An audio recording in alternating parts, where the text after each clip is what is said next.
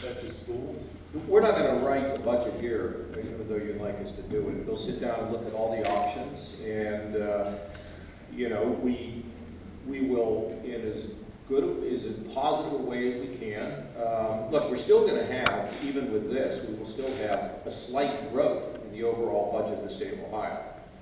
So, but everything has to be under the microscope. You can't, you just can't say willy-nilly you're just going to get rid of it. We're just going to exempt all this. But we'll be sensitive about areas that we have to be sensitive about. But decisions have to be made. See, if we don't make the decisions, we don't make the right decisions here and make sure we're balanced. And keep in mind the fact that the last 6 years, I doubt this won't be reported, we've been pretty significant in terms of adding resources in a whole variety of areas. So sometimes you go up and sometimes you say, we're going to take a little bit back. And I'm not prepared to talk about exactly how this budget's going to look, but we wanted to call this because we didn't want you to operate in the dark, we wanted you to be aware of it. And we'll see. But I'm not, the message is not that, you know, well, we're going to just take all these things off the table. That would be a silly way to operate. I've never written a budget like that. But we'll be as smart and as strategic as we can as we reduce the growth in this budget. It's unusual. The Democrats pointing to this issue, saying that your tax policies haven't worked over the years. But look, here's the way in which we did taxes. First of all, I don't know what they're talking about. When they were in charge, they left me 350,000 jobs in the hole and an $8 billion deficit. I mean, so now we have $2 billion in our rainy day fund. We're up 460,000 jobs. And maybe they would have spent money on government. I mean, you have three choices when you had excess revenue. Because over the years, we've actually run over what our projections were. So we had three choices. One, we could save, and we did, to the tune of $2 billion. We could spend money and increase the size of government, make this situation worse, or we could take the excess and give it back to the people. Now, I think the fact that we've made it easier for small businesses to operate in this state is part of the reason why we're up 460,000 jobs. So when they say it doesn't work, I have no clue what they're talking about. Their legacy, and I don't like to get overly partisan, but if they're going to attack me and say, you know, what we've been doing doesn't make sense, they left me with a disaster, which we had to claw out of. So while this is a challenge, this is nothing compared to what we had to do whenever I came into office. But remember, we did not cut taxes on the basis of some dynamic scoring. You know, we're going to cut these taxes, we're going to have all this growth. This was nothing more than giving back to the people of this state an excess of revenue that came in, and it has helped us to grow.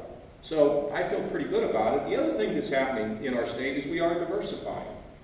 And when you take a look at, for example, bricks and mortar stores versus the online operations, you know, that has an impact. We're getting ahead of a lot of these things. Let me tell you another thing about the cat tax. We look at the at manufacturing in our state, and we see that it's not very much robust revenue. But if, in fact, a manufacturing company is sending products out of the state, they are not in a position of where they're paying taxes here, because we don't tax anything that's shipped out of the state. So the manufacturing numbers may not even be accurate.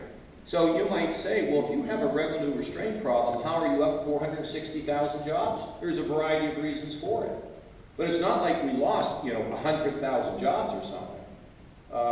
If I would have told you 6.5 years ago that we would grow almost 500,000 jobs in Ohio, have $2 billion in a rainy day fund, have a structurally balanced budget, kill the death tax, help small businesses, how would you feel about that? You would have said, I feel great about it.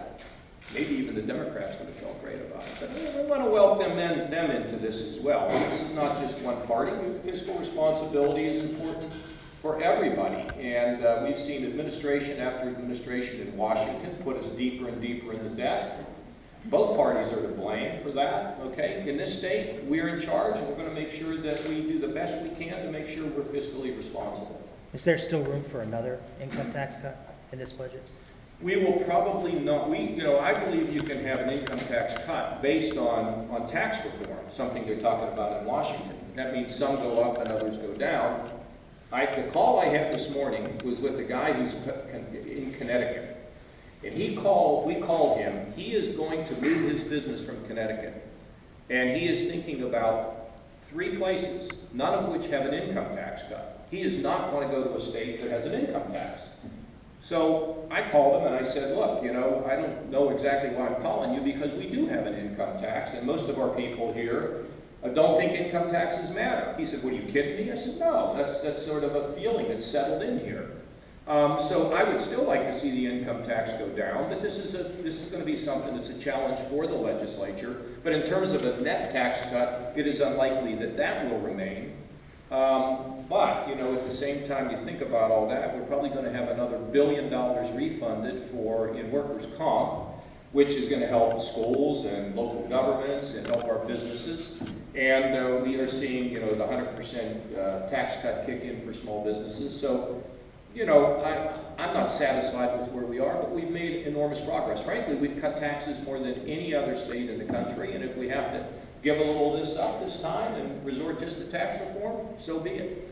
Director Keen, do you believe the problems with the withholding tax, with personal income tax and the sales tax revenues being down, is that something you see extending in the future for long term? Well, let me answer the question. First of all, we've seen deflation in terms of on the retail side.